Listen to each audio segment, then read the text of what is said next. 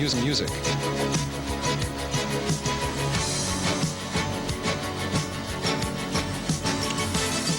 Some good music can be played by the Commodore 64.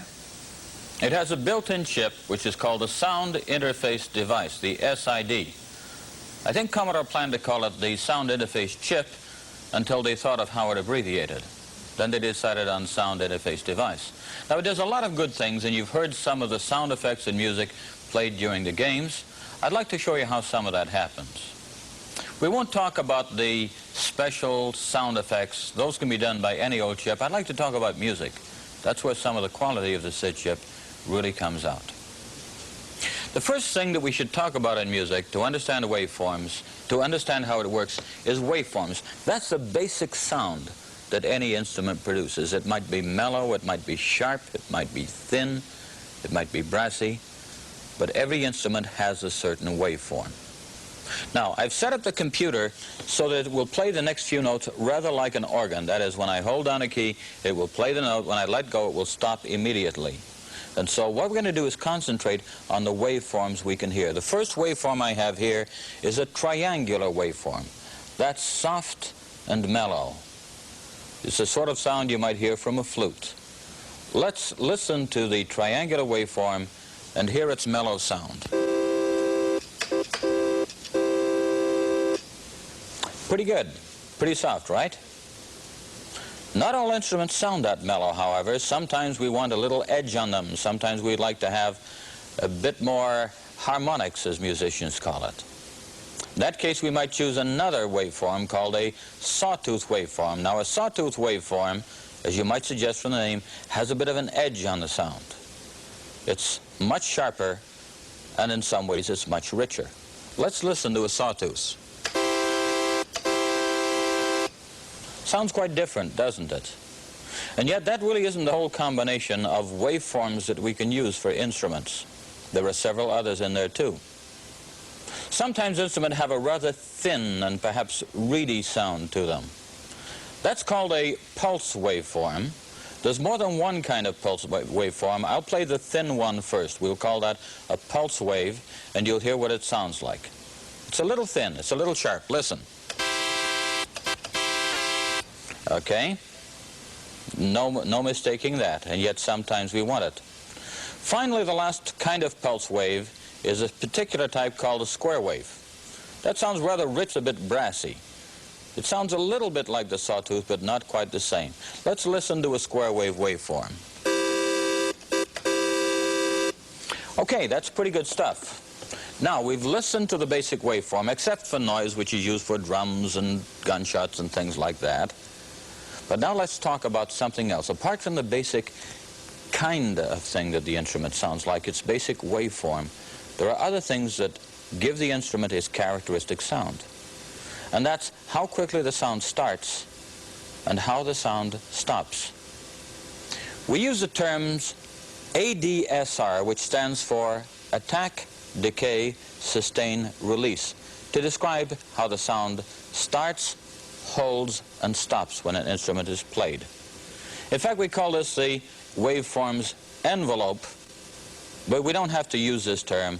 If we know what attack, decay, sustain, release is, we'll be okay. Let's talk about those. Attack is how quickly the sound appears. If you have a percussion instrument, something that you hit or strike or pluck, the sound will start right away. Then we have decay. That's how quickly the sound fades out after it's first struck or begun. Some instruments don't hold the sound for more than a moment. Some hold it for quite a while before it settles down. For example, if you hit a piano key, you may notice that at the moment that you strike that piano key, it's a little louder than the sound that settles down a moment later. That's the decay part. Now some instruments will sustain and some won't. Here's what we mean by sustain. On a piano, if you hold the key down, the note continues to sound. But on a guitar, or say a bass guitar, after you strike it, the sound will fade away. There's nothing you can do. Same thing is true, say, of a xylophone. Once you hit that note, it has to fade away. The only thing you can do is hit it again. And so we can't sustain some instruments, but others we can. For example, If we want to, we can hold down a piano key and the sound will sustain. If we want to, we can continue to blow into a trumpet or a mouth organ and the sound will keep going as long as we don't run out of breath. And so these instruments have sustain levels, and we can state how long they will stay in there. And finally we have release, and that's how long it takes the sound to go away after you let go of the key. You may have noticed that when you let go of a piano key, it still sounds for a moment afterwards. When you stop blowing into a trumpet, there's usually a little bit of sound left over. Let's use some of those principles on the waveforms we've already listened to and make certain kinds of instruments. For example, our first waveform is chime-like. We'll use a soft, mellow, triangular wave, and we'll make it start immediately. When you hit a chime, it starts to sound right away. But then we'll give the sound a long time to die away. We'll give it a long decay and release. Here we go. Listen to the mellow chimes. Okay? Recognize that mellow triangular wave in there? And yet we've changed it completely by adding an attack and a fadeaway cycle to the whole thing. Now sometimes we want to do exactly the same kind of envelope, attack very quickly and fade away rather slowly, but we don't want that mellow waveform. If we struck a guitar, the waveform would be much sharper. A guitar has a sharper sound. Let's take the sawtooth wave, the one with an edge, and let's play that through exactly the same attack, sustain, decay, release envelope and see what we have. Here's a guitar. Listen to the difference.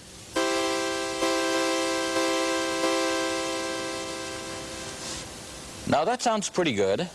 Perhaps sometimes on some struck instrument we don't want to hold it quite as long as we've shown here. For example, a banjo. The sound doesn't hold as it does in a guitar. It fades away rather quickly.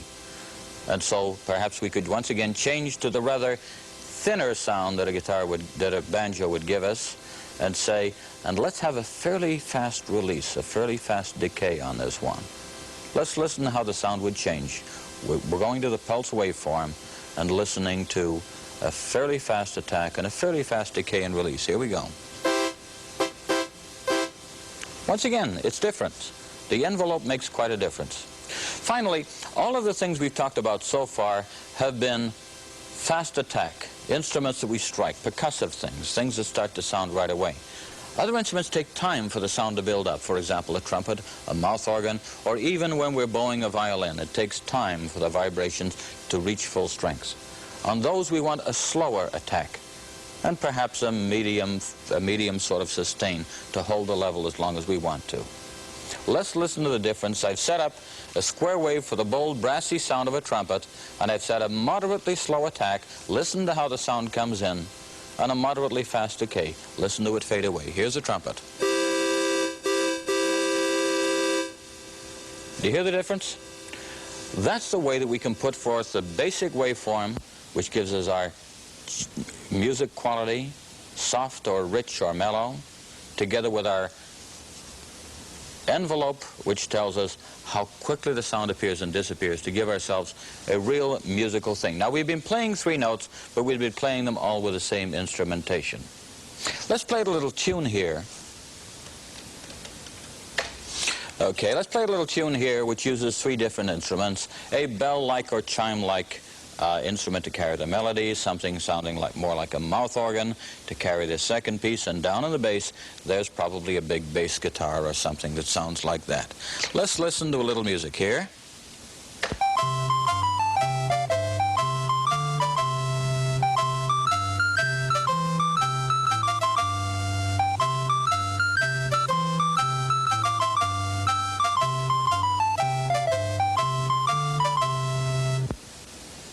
I've been asked by the television taping staff not to dance along with the music, so I think I'll have to sit this one out.